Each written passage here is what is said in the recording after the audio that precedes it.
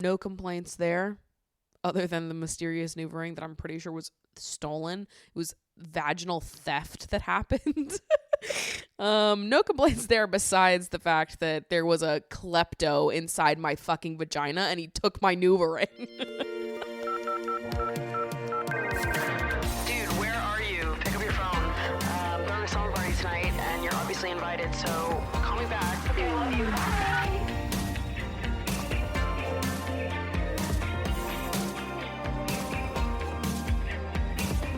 What's up, you guys, and welcome back to Emotionally Online, the weekly slumber party for spilling guts and sharing secrets, hosted by yours truly, the sexiest, the one and only, Maddie Drosbeck. And I'd like to kick off today's episode by offending a group of people that probably don't even listen to this fucking show.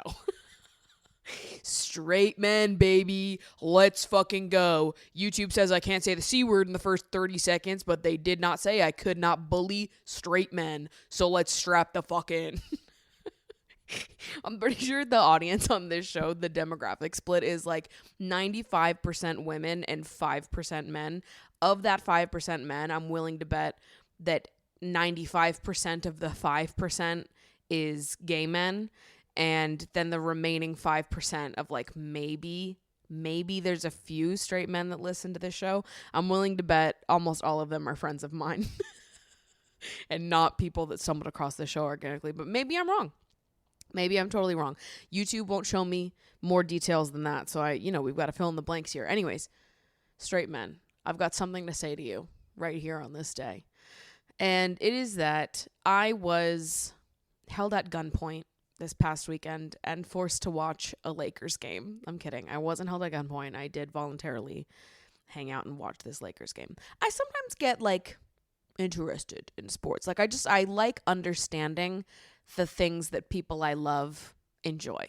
So, I've watched many sports games before because I like getting to sit there with my dad or with my brothers, with my friends, and asking questions to people that enjoy it. I like seeing what other people get excited by and interested in and trying to understand it, okay? So I was held at gunpoint if anybody's asking, but if anybody's not asking, I did voluntarily hang out and watch this Lakers game. But my main takeaway from watching this Lakers game this past weekend was that, and this is what might upset some of you, but it's that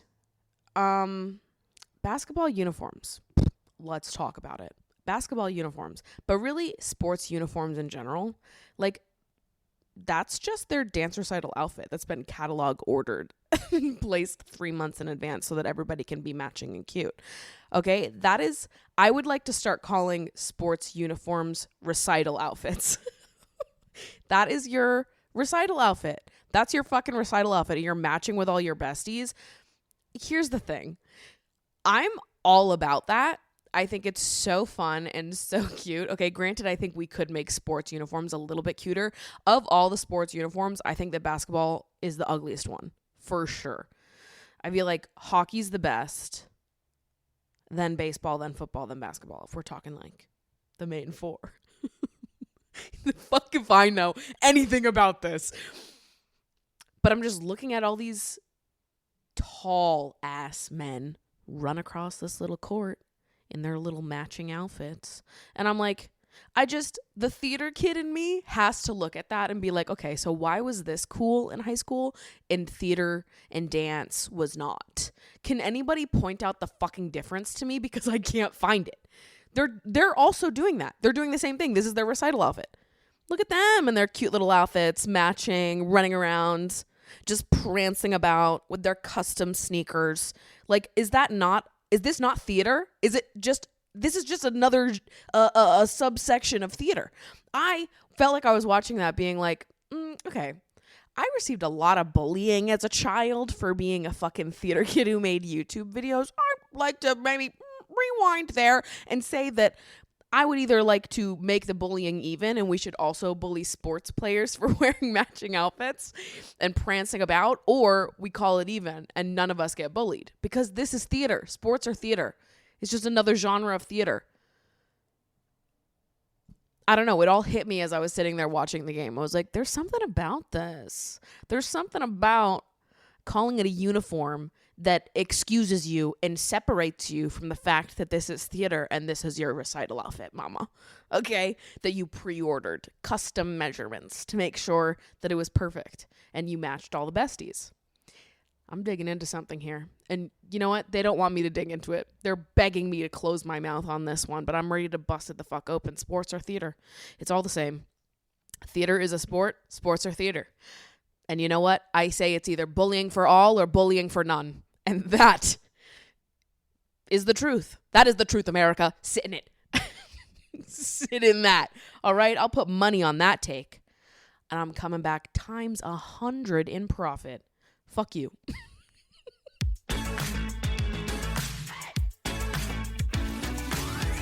All right, how's it going, you guys? How we doing? How we feeling? It's a rainy day here in New York right now, and I have been in Grind City, baby. Population me for the last 2 weeks because I'm trying desperately to get my life together. My friends and I do an accountability group once a month, and at the beginning of this month, I got to the meeting and I was like, I'll be fucking honest with you guys. February, hard month, okay? We all know that. February wasn't the best month for Miss Maddie Drosbeck. But March, I was like, it would be insane for me to be like, February sucked and now I'm going to go balls to the fucking wall in March. So I'm not going to do that. I'm going to say this is a month for going BTB, baby. We're going back to basics.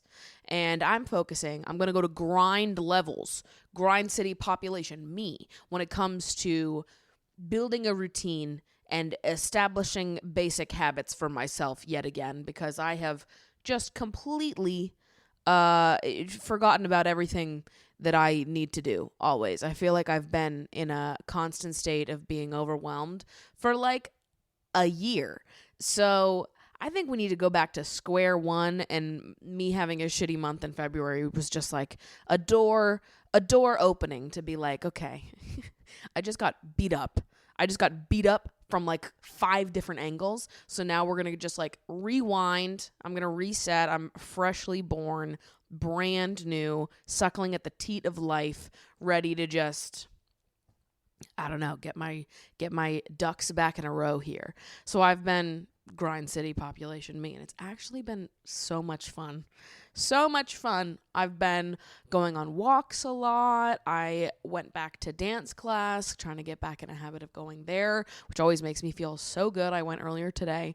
I've been editing a lot. I've been trying to work in different locations instead of just working in my apartment, because I'm definitely more productive and just feel more excited about life when I move about. I've been hanging out with so many different people. Like goal I had for myself this month was to plan more one-on-one time with people. I feel like I've been having a lot of group hangouts recently, which is wonderful, but I am just like, I need that one-on-one connection. So I've been planning a lot of one-on-one hangouts with my friends. I've seen a lot of movies. I've been in the movie theaters 8 times this month so far, and I have 2 more movies scheduled before the end of the month. So it's a 10 movie in theaters movie month for me. So clearly I've been going ham on that front as well. We're going ham in our basic habits. We're going ham in joy, and we're also going ham in friendship and community and love and moving our bodies and having a good time. Okay. And I've been doing a lot of cooking. I made like Mediterranean pasta salad earlier today that I also have in the fridge for the next 2 lunches. So a little bit of like meal prepping, would you say? Even though I don't really like all that. I like to be surprised by my meals every day and wake up and just see what the world has to offer me. But you know, I've been trying to get out there, try some new things, get a little bit better at cooking and preparing meals for myself, because I'm notoriously not very good at it. And we've been doing it. We've been doing the damn thing. And I'm like rambling now, but I've been going section by section in my apartment trying to clean everything out. And I get so overwhelmed with like the big cleaning tasks. Like I feel like I'm constantly cleaning just because I need to have a tidy space. But the things that build up, like reorganizing my drawers and the kitchen cabinets and all those things that just get like pushed off because they're behind doors that I don't have to open up all the time. But I've been going like literally cabinet by cabinet trying to get everything in order. So I did all the high cabinets. Now I have to do the low cabinets. I did my bedroom closet and my bedroom drawers and underneath my bed. And now I need to do the hall closet. And I guess that's it. I guess it's just the hall closet and the under drawers because I did my desk, my TV stand, and my bathroom. This has been like a 2-month undertaking. But it's easier when you break it up that way instead of doing it all in one go. So anyways, that is where I have been at Grind City. In case any of you have been looking for me, that's where I have been. And I've been having a good time. I've had so many interesting reflections this past few weeks. I've had a lot of really good conversations in therapy with my therapist. And I don't know. Maybe I'm just a genetic optimist, or maybe I should give myself more credit in saying that I go out of my way to try to find the goodness in situations, to find my own happiness. Perhaps it's a little bit of both, but I've been reflecting a lot on how obviously dealing with this period of heartache, while this period has not been fun, and if I could make this different, I would. If I could write a different story here, for sure. While that is true, I have also been noticing how much like lighter in other ways this heartache feels. And in some strange way, that has been a nice comfort to me. I'm going to try to explain how I've been feeling. And I don't know if it's going to make sense to everyone, but I think, and this is another thing I've talked about in therapy, is that I don't care about that.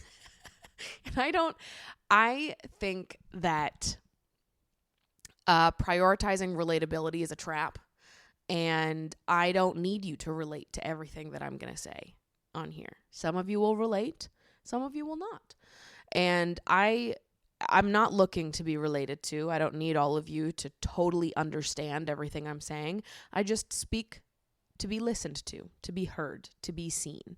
You know, we don't need to be completely in alignment all the time. There was actually an interesting comment left on a podcast recently. Let me go find it because I actually thought a lot about this comment after I read it.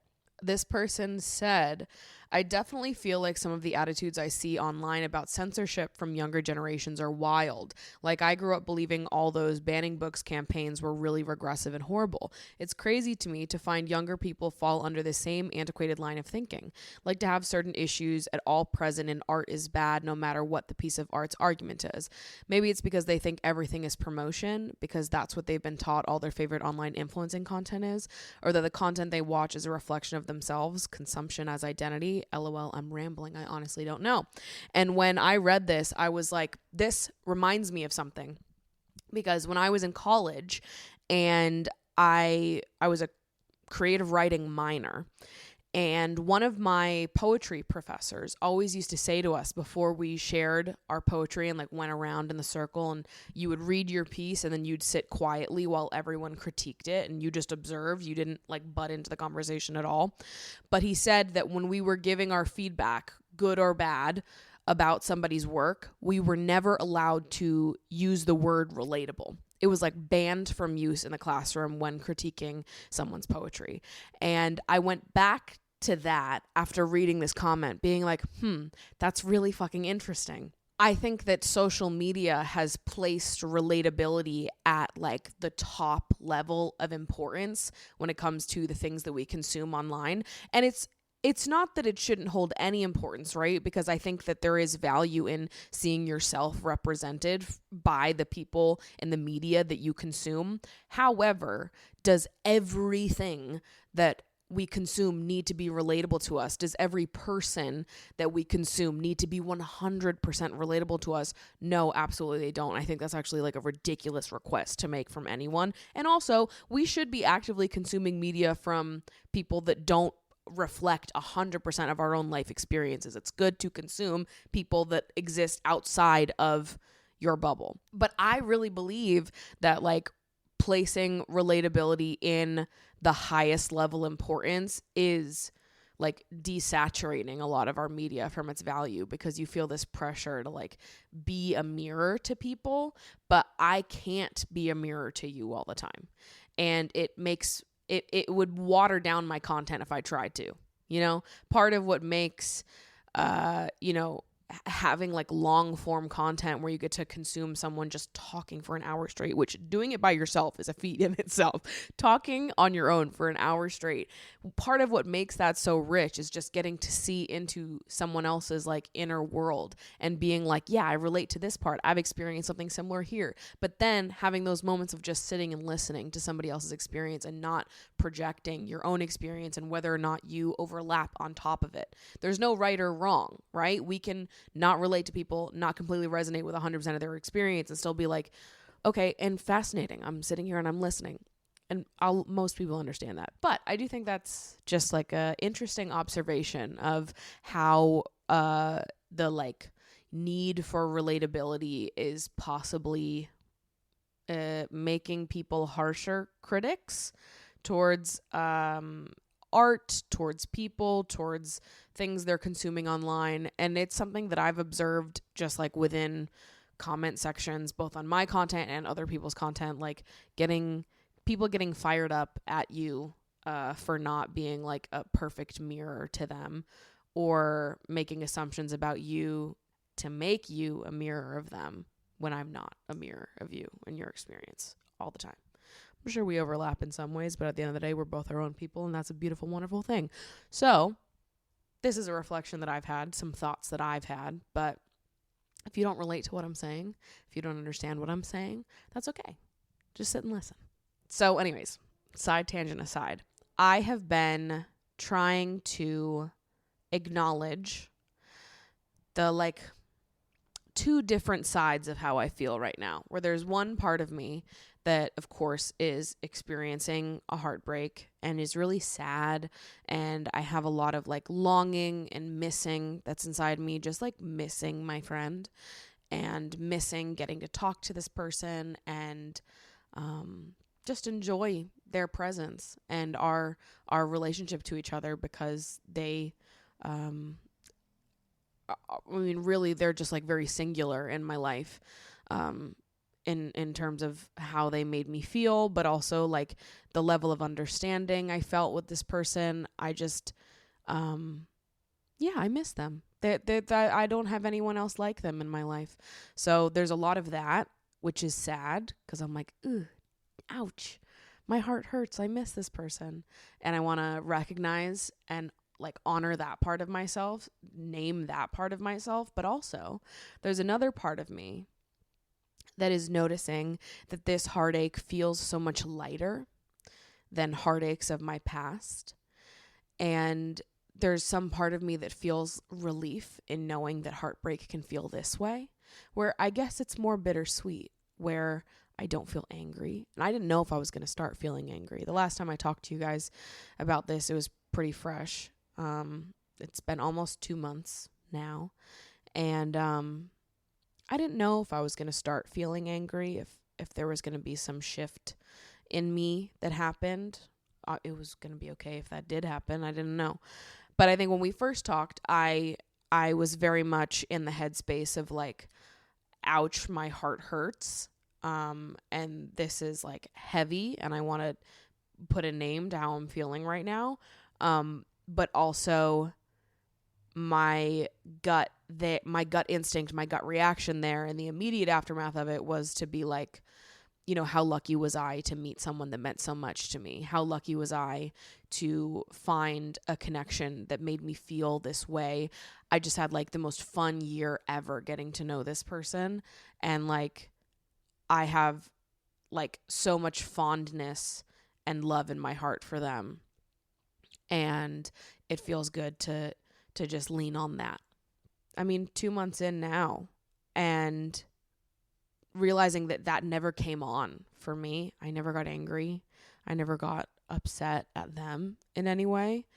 And talking about them, and having people ask me about them only makes me happy.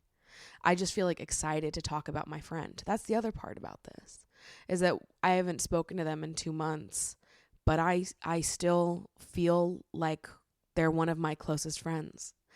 And someone the other day asked me about him, and they didn't know anything that had happened. They also didn't even know that I liked him.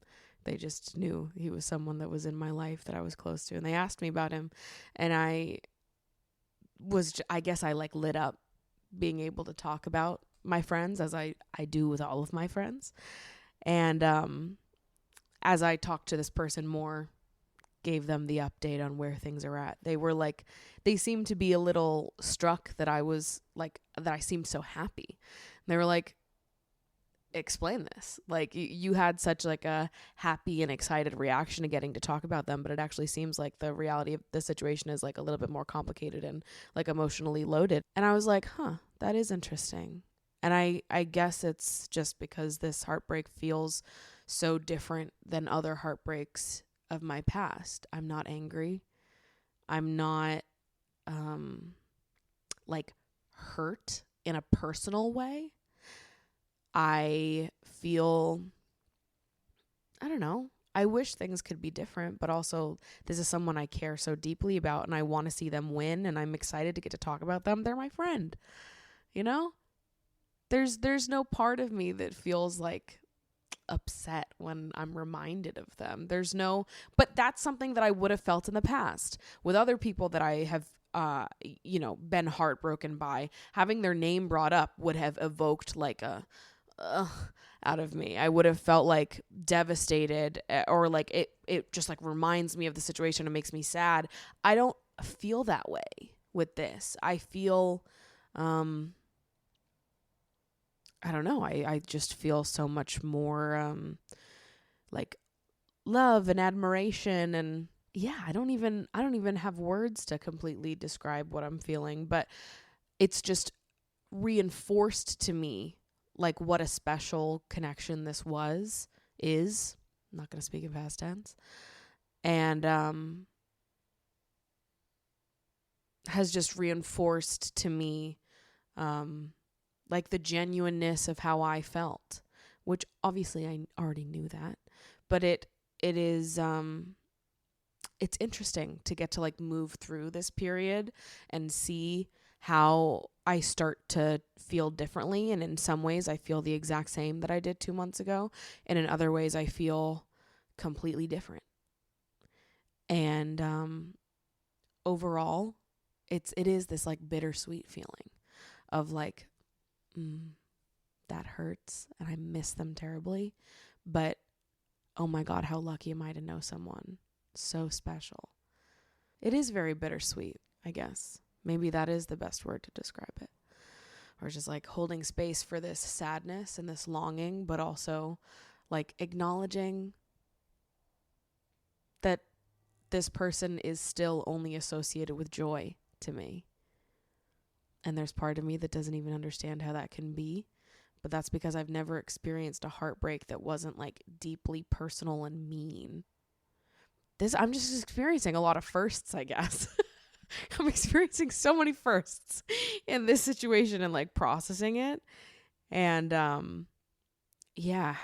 learning how to sit in this middle space of holding my sadness while also holding my like joy and love and admiration, like deep gratefulness to have crossed paths with this person. It's an interesting time, but I wish that I could tell my past self that there could be a time in life where heartache and like things ending and disappointment doesn't have to feel so like heavy and bad. Not that this feels great. Obviously, like I said, if I could make things different, I would, but it doesn't it doesn't feel as like soul crushing. But to know that there are people out there that will see you and understand you and love you so completely, and when things don't go the way you think they will or the way you want them to, you don't have to feel broken. You can feel that hurt, you can feel the disappointment, but it doesn't have to like change the way you see yourself and be like a knock to your self-esteem. That you can hold space for like a heartbreak that is more bittersweet and that feels kind. I wrote in my journal, I said, I guess I've only experienced heartache that felt hurtful, that felt mean, not hurting because I cared, but hurting because they didn't care. And right now I'm hurting because we both care. And it's so beautiful and it feels so comforting. And this calmness I feel about it all 2 months in, I just think that it's helping me trust that I am right where I'm meant to be right now. And isn't that beautiful? Not to be like such a fucking but like, isn't it? The more time that passes, the more struck I am with like, yeah, just gratitude and admiration for this person. I think right now I'm just trying to focus on trusting the universe, trusting that everything works out the way it's meant to work out, and there's no use getting super caught up in where things are right now, how I feel right now. I think it's a beautiful thing to like enjoy yourself and enjoy your emotions at every stage, but I also don't want I want to just accept that like I have no idea what the next year of my life is going to hold for me. And I have to trust that like what's happening now is meant to happen now. And that maybe it'll make more sense to me in the future why this time period had to happen. I just have to trust that it'll make more sense someday.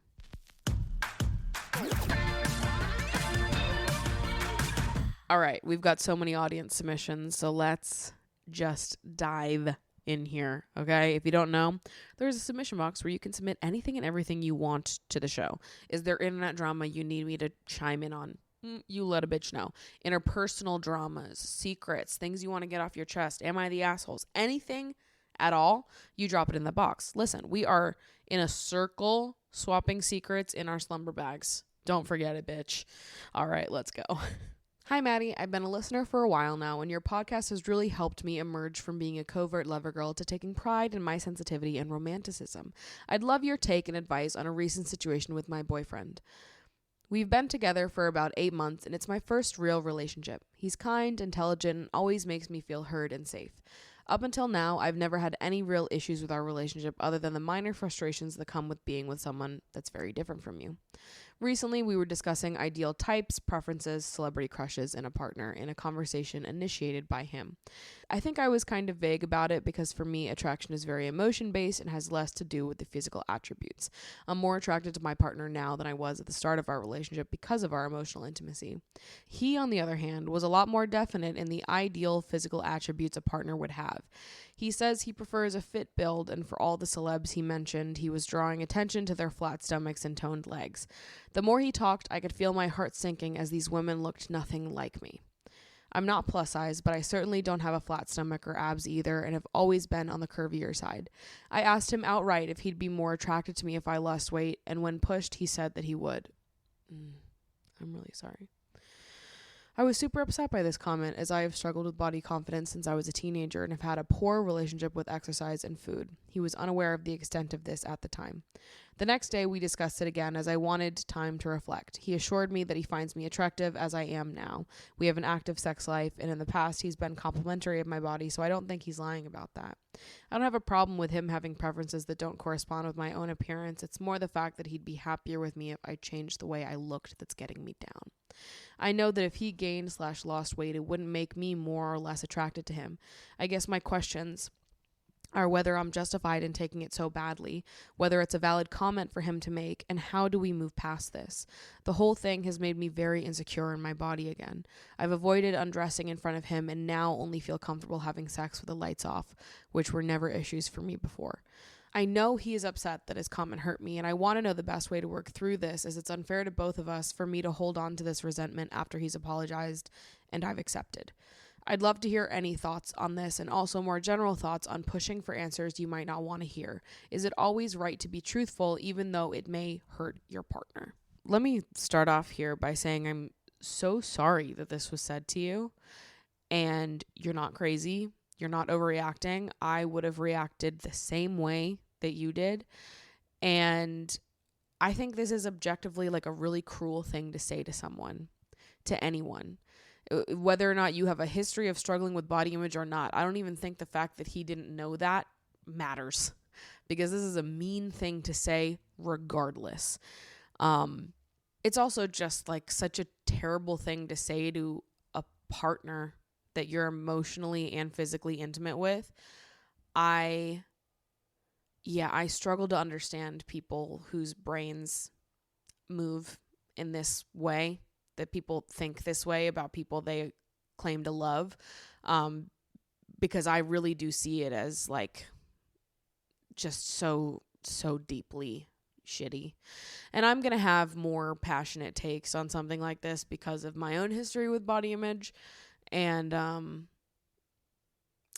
how close topics like this hit to my heart. So I'm going to try really hard to be gentle in my response here, because I can tell you really care about this person. But geez, this is a tough one. I will never be able to understand people who think like this, who have it in them to judge anyone, let alone judge someone they love, by like nitpicking their bodies. I think that is so terrible, and it says more about them than it ever will about you. But I just can't fathom why you would treat other people like that. And I think so often people will disguise their shittiness as being, oh, it's just a preference. And I am personally tired of it. And I think these people need to learn how to be fucking nicer and adjust their worldview a little bit. I just can't imagine loving someone and wanting to be with them and looking at them and telling them that I would like them more if they looked different. That hurts. That breaks my heart for you. I don't think that's how you speak to people that you love. And you don't have to feel the same way that I feel about this. But I personally would not be able to recover from something like this in a relationship. I want to be with someone that loves me, all of me. I don't want to be with someone who loves me with conditions, that would love me more if I fit their narrow idea of beauty. I don't want to be with someone that views bodies that way. It just feels so icky and gross to me. I worked so hard to get away from that way of thinking. I can't date someone that thinks that way. I can't date someone that would look at me and think that I would be 1% hotter if I lost weight. I can't. And so when you ask how to work through this, the truth is that I don't know what to tell you, because I wouldn't work through it. And you don't have to agree with me. You don't have to feel the way that I feel. But to me, that's not how you speak to people that you love. And I wouldn't want to be with someone that would nitpick me in that way, that would make me feel bad. I want to be with someone that looks at me like I am everything, that they're so lucky that they got me. If I knew that the person that I was with was looking at me and nitpicking all the things they wish were slightly different, I would absolutely lose it. And I just believe that I deserve better than that, because I would never do that to someone that I loved. Never. Wouldn't cross my fucking brain. And I want to be with someone that it wouldn't cross their brain either. It's not how I see bodies. It's not how I see beauty. It's not how I appreciate the people that I love. And I am actually, I just don't understand people that see the world like that and see bodies like that and have such like rigid ideas of beauty and thinking that you would be 2% hotter if only you did this. Like, it riles me up. And it is upsetting, and it makes me so sad that they see the world that way, but also that they said something like that to you, and now you are in the position of like having to process what they said and just move on with it because you've accepted their apology. Like, this is a devastating thing to learn about your partner. Not only did they say something like that to you, but now you're learning more about like their worldview, how they see bodies, how they see beauty. Like, the physical is so fucking unimportant to me. I don't relate to these people. I don't. And it makes me mad. And I feel like I'm even getting like tongue-tied talking about this because I get mad. I get so mad at these people that treat other people this way because of nitpicking body image. Oh, I'd like you 2% better if you had toned legs. Shut the fuck up. Oh, it's horrible to me. And, I appreciate that you are trying to be in a place where you have forgiven them because you accepted their apology. I appreciate that you want to make sure that you are aligned with what you've said. You've accepted the apology, so now you've got to get with it a little bit here. But I want to say to you that you don't have to rush yourself to accept this and be okay with this situation if you are not there. What was said was incredibly hurtful. And it goes beyond just this like one isolated incident because you learned something about how they see bodies, their like worldview. Also learning that a partner would like love you less because of such minor things like a toned leg. Like, I cannot fathom claiming to love someone and then making them feel like shit because of that. That is like unforgivable to me. You don't have to agree with me. I'm not trying to make you agree with me. I know that I'm getting passionate about this, and it's because if you find in your processing of this that you can't move past this, I want you to know that that's fair. But if you find in your processing of this that you're able to trust in the love and attraction your partner has for you again, and you're able to build back from this moment, then great. And I'm so happy for you. But it's going to be a process if that's what you're choosing to do. This is really fucking painful, especially with your history with body image. I want to box something right now. Makes me so angry. It's just like not fair that this was said to you. It's not fair that you have to sit with this, and it's not fair that now you're feeling like you have to rush and get it together and feel differently about what they said to you. What they said to you was cruel. It was fucking cruel, regardless of if they knew about your history with your body or not. You do not speak to people like that. You don't treat people like that. It's fucked up to look at bodies like that as if we're not always fucking changing. And to think if you're going to try to be in a long-term relationship with someone, the physical is fleeting, baby. If we're hung up on toned legs now, does it get better in the future? Like, it just seems so fucked up to me. I can't. I really fucking can't. So I don't know what I would do if I were you. Because I understand you really love this person, and it's easy for me to sit here and be like, well, fuck that, right? But if I was you, I don't know what I would do. I really don't think that I could recover from it because it is such like a deep held core belief of mine. At the center of every part of who I am lies this. So I don't know how I could go back from this. I don't know what your next move is here or how to get to the other side of it. All that I have to say to you is that you don't need to rush yourself to get to the other side of it. And you don't need to be okay with this tomorrow. And just because they apologized and you accepted it doesn't mean that you need to magically be okay with it and be like, this never happened and it doesn't impact you. This was a really mean and cruel thing that they did. I don't have the answers for you. I just want you to honor your emotions and show up for yourself instead of smushing down how you feel and moving on faster than you are ready to move on. All for their sake, because they feel bad they hurt your feelings. They should feel bad they hurt your feelings. You don't need to put how you feel in a box and try to speed up your processing here because they feel bad. They made you feel bad. Shouldn't have made you feel bad then. I don't feel bad for them in this situation. Whoever you are, wherever you are out there, I just want you to know that I'm on your team fucking completely.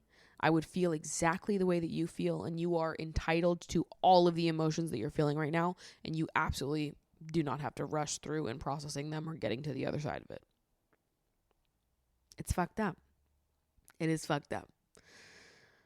And I just hope that you can go through the healing that you need to process all of this, regardless of your partner. I'm actually totally not concerned about your partner at all whatsoever. I'm concerned about you and making sure that you're able to process this and feel good about yourself again.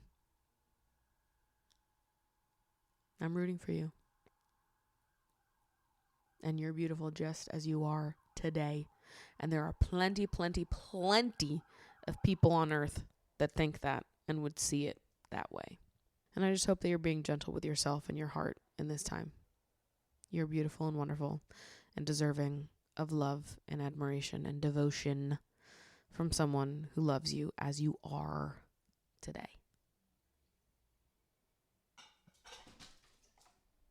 Damn it. We knew that was going to happen one of these days. I just fucking spilled my drink. Hello, Maddie. I just wanted to send you this because I immediately thought of you when I saw it, and it might make you smile a little. Don't really have anything to spill. Just wanted to share and didn't know where. So maybe you'll be able to see it. Have a great day. Love your content.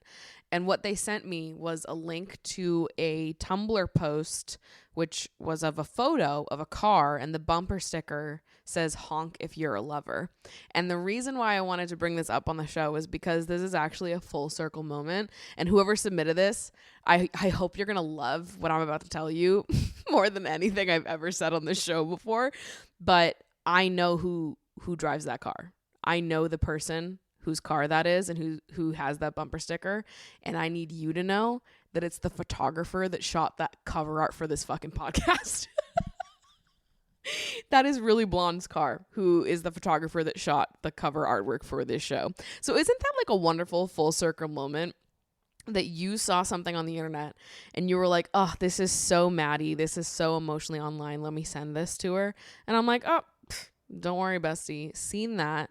Know whose car that is. And actually, they worked on the cover art for this very podcast.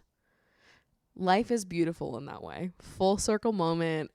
It's a small world after all. Like, isn't that awesome? I loved that. I loved seeing this in the submission box and being like, oh, I'm excited to tell you something that you don't know. Hello, Maddie. Love everything you do, and your words always make me feel more comfortable in myself. I turned 20 in November, still a virgin. I don't feel any way towards it. At times, I'm embarrassed that out of my closest friends, I'm the only one who hasn't had sex yet, nor even had any kind of intimacy or romance with another person. The biggest problem I'm facing, though, is although I would enjoy sex, I am genuinely so scared of it. Raised Catholic, if I were to get pregnant, I think I would actually die, and that fear is such a driving force in my non-active sex life. I know people have sex and don't get pregnant all the time. I just feel like with my luck, I would have sex once and boom, pregnancy. I guess I'm just wondering if you could say anything to calm my anxiety, no matter how weird it may be. Not weird at all. Do you know how many times I've given this spiel to people in my life? To my sister, to my friends, to tons of people, acquaintances. Like the amount of times, I think once you're over the age of like 25, let's say, you've already had like within your immediate social circle at least like 5 different pregnancy scares where you've had to talk someone off the ledge being like, you're not pregnant, you're not pregnant, you're not pregnant, odds are you're not pregnant, let's fucking relax, you guys, it's anxiety that's delaying your period. So I've given this spiel 100 times in my life. I've had to give it to myself several times in my life. One time more prominently, which I'm pretty sure I've talked about on the show before, but when I was like a sophomore in college, I had sex with someone and, went about my life, and I was on the NuvaRing at the time. That was my chosen form of birth control. And it was like at the end of that cycle, I went to take the NuvaRing out so I could start my period, and the NuvaRing was just not fucking in. And I was like, where the fuck is it? So I was in my head like, okay, either somehow my NuvaRing got shoved so far up inside me that my stubby little fingers can't reach it, or I haven't had a NuvaRing in this whole time. Somehow it fell out. Not sure how it would have done that. And I could be pregnant now because I've had sex. Maybe. I don't know. What the guy I had sex with, though, I'm pretty sure I always made him wear condoms because we were never that close. So he was probably wearing a condom as well, but I was having a panic attack because for me, I need like 2 forms of protection in order to not have a panic attack. And one of them was just magically not inside me. My birth control vanished into thin air. And I was always in my head like maybe it fell somewhere. You know, I searched through all my bedding to be like, is it in my bed? Like, is it like in my duvet cover? And I just didn't notice it because, I don't know, it fell out during sex or something, which happens. But usually when I had the NuvaRing in and it would fall out during sex, the person that I was with would just hand it to me. And because you can take it out during sex and put it back in afterwards and it'll be fine. But that never happened. He never was like, oh, this came out. Take it. What do you want me to do with this? So I was having panic attacks and I took like a bunch of pregnancy tests, and then I booked an appointment at Planned Parenthood. The only one that had like immediate appointments was the one on Staten Island because at the time my like gynecologist was still back in Massachusetts, so I didn't have like doctors in New York that I could go to. So I went to Planned Parenthood, literally took the fucking Staten Island ferry with my roommates at the time. I was having panic attacks, crying on the Staten Island ferry, going to Planned Parenthood because I needed them to look inside me and see if the NuvaRing was shoved all the way up and I just like couldn't reach it or what. Anyways, there was no NuvaRing inside me. To this day, I do not know where that NuvaRing went. My hypothesis here is that man took a little souvenir for himself home. That it fell out during sex and he thought, you know what? Let me keep this. Because he was a fucking freak. And he ended up being really weird. So I wouldn't put it past him if in his museum of artifacts, of lovers past, he has my NuvaRing. That is my accusation that I'm making here on this day. Anyways, so when that happened to me, I had to give myself a whole spiel to like calm myself down about the odds of me being pregnant. I've had to give this spiel to many people in my life. So those are my credentials. Take it or leave it. The wonderful thing about sex in the modern age is that we have so many ways to protect ourselves from unwanted pregnancy. So birth control, woo, we love birth control. Huge supporters of birth control over here. Obviously, hormonal birth control isn't going to be for everyone. If that's not something that you want to do, for sure don't have to do it. But if you are interested in birth control, I highly recommend it. I've been on several forms of birth control, finding the one that worked the best for me. I was on the pill in high school, which made me super depressed. And then I got an IUD my like freshman year of college, right before I went to college. And my body rejected that bitch. So I had a really bad experience with the IUD. My body rejected it, so it got lodged in my uterus and I bled for like 8 months straight. I was supposed to go at like 6 months for a checkup to make sure everything was good, but I was in college at the time. It's normal to spot for like 6 months. I was heavy spotting for about 8 months though. I don't know. Yeah, a lot of questions about that period of time in my life, but that was terrible. And then after, when they realized it was lodged, they were like, yeah, so your body rejected it. We could try it a second time, but odds are your body will do the same thing. And I was like, fuck that. I actually would love to not bleed for a year and a half. Thanks. And so that was a wrap. And then I went on the NuvaRing for like 4 years. And I really loved the NuvaRing while I was on it. No complaints there, other than the mysterious NuvaRing that I'm pretty sure was stolen. It was vaginal theft that happened. No complaints there besides the fact that there was a klepto inside my fucking vagina and he took my NuvaRing. But then I had, I've notoriously had a million period issues throughout my life. And I was having like month-long periods, and I was like, is the NuvaRing doing this? Like, if I switch birth control, will this stop happening? So then I switched back to being on the pill, trying a different version of the pill, a different dosage than I tried when I was in high school, and that's what I've been on since. And the pill that I'm on now has been great. My period is next to nothing now, magically. And it's been great. It's worked for me, and it took a while to find what worked for me, but now I feel like I'm cruising, and it's been great. So if you want to be on birth control, there are plenty of options out there, trial and error, finding which form of birth control is right for you. Great. That's one layer of protection. Condoms, another layer of protection. I like having 2 layers of protection. Just makes me feel the most confident, the most safe, the least likely to have an anxiety attack after sex, because I would like to enjoy myself if I'm having sex and not panic. So I like to have birth control and condoms. Usage of both going on here. But if you don't feel comfortable going on birth control and you only want to use condoms, condoms are wonderfully effective. So you should feel really confident that you're not going to be pregnant if you are using protection. However, accidents happen, things occur, NuvaRings get snatched directly out of your orifices. So if you find yourself in a situation where the protection that you have tried to implement doesn't work, I would always try to remind myself that in order to get pregnant, the whole process, when you lay it out, it actually sounds really complicated. And like it would be hard that it would happen, right? Because in order for a pregnancy to occur, we've got to have an egg present. It's got to be in there. You've got to have an egg present within your uterus. Now, the egg isn't present all the time. There's only a select few days out of the month where eggs would be present there. So it's got to happen on the days where there's eggs present. And you've got to have sperm that gets enough speed, that is talented enough to swim all the way there and fertilize an egg, which maybe it wasn't. Maybe he didn't do that good. Maybe he's got slow swimmers.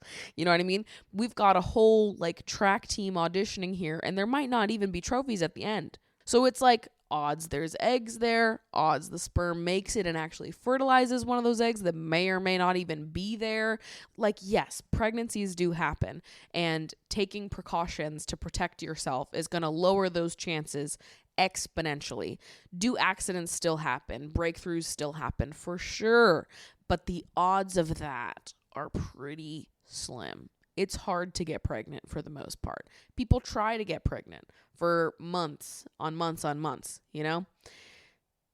You could be the miracle person that gets pregnant the very first time that something goes wrong in that protection, but odds are that's not what's going to happen.